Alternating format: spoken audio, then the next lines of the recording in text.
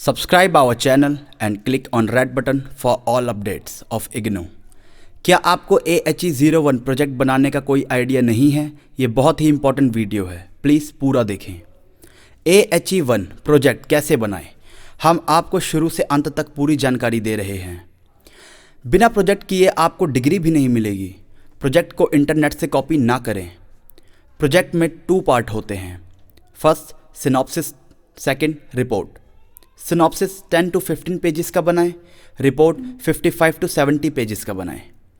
Synopsis और report को अपने हाथों से लिखना होगा। सिनॉप्सिस एंड रिपोर्ट को स्टडी सेंटर पर सिग्नेचर कराएं, उसके बाद स्टैंप लगवाएं। बाद में दिल्ली मैदान गढ़ी भेजना होगा। अपने प्रोजेक्ट गाइड की हेल्प ले सकते हैं www.egyankosh.ac.in। Contact for AHE-01 project unique topic 24/7 services approval surety full guidance. Contact for AHE-01 project ignowprojectzone@gmail.com। Visit our website www.ignowprojectzone.com।